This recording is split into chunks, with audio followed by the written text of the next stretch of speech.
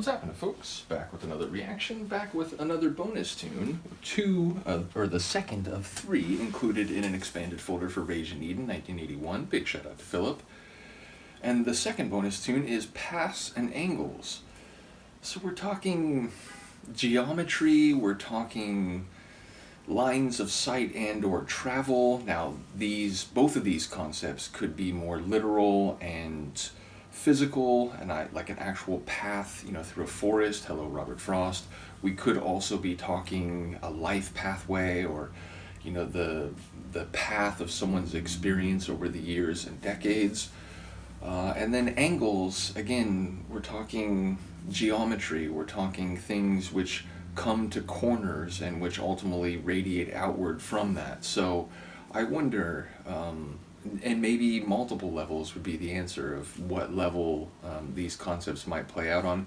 Either way, let's find out. This is Ultravox, Paths and Angles, a bonus tune included in an expanded folder for Rage in Eden, 1981.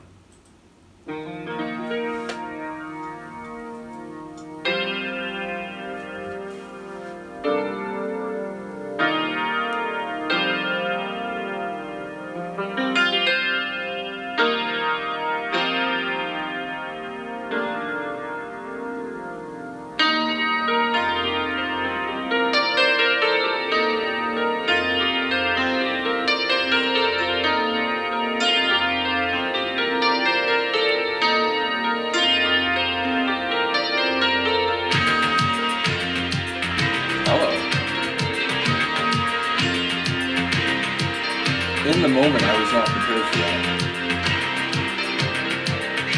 Perhaps I should have been, but...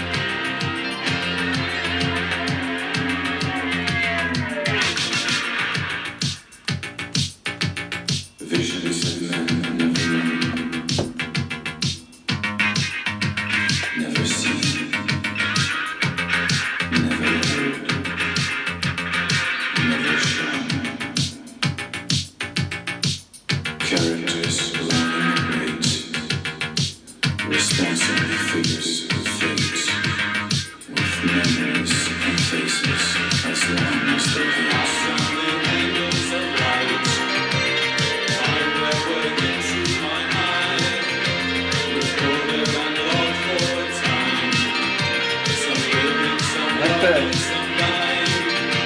Sort of like a harp-like melody.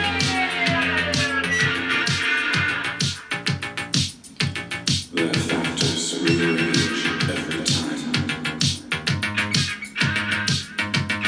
The phrases, the angles, so fine. Sunken valleys and decades of crime. Distant seasons, a smile that was quartered as mine.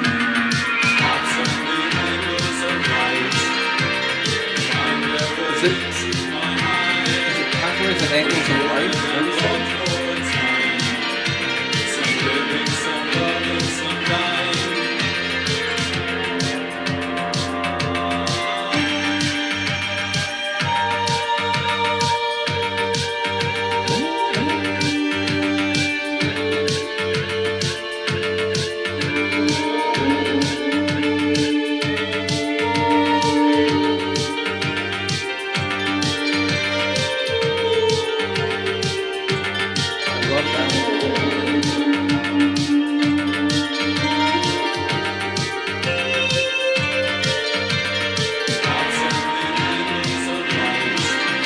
This chorus is great, even though I'm not quite sure what they're saying.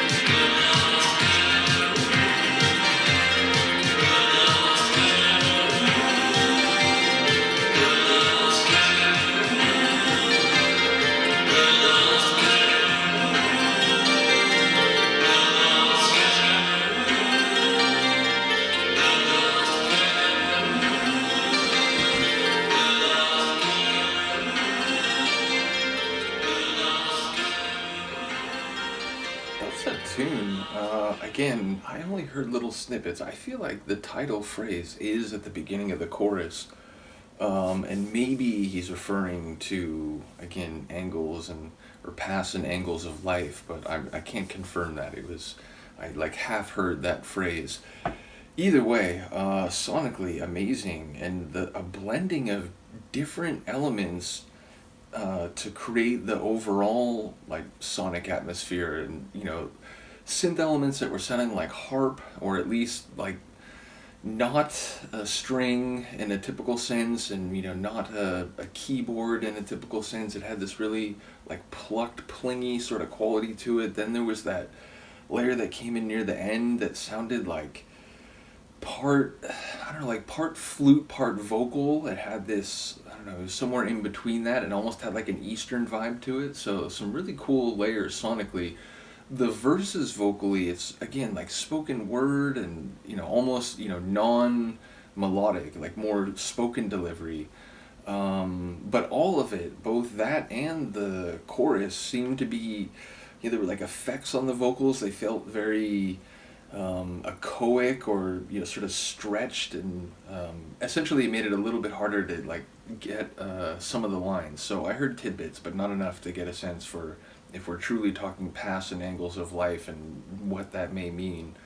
But sonically, a really cool track, and one that I felt like it in parts is like, man, this could be in a sci-fi movie or something. It had that the electricity, but also a bit of intrigue, a bit of mystery to it. So yeah, really cool tune, and one that I feel could be on an album. Now, I have not listened to enough of Ultravox, either pre or post Singer Switch, to get a sense for whether that's the kind of track that could have made it onto the album, and it's just through happenstance that it ended up not being on and this other one did, or if that's a track that is seen as definitely a bit more out there for them.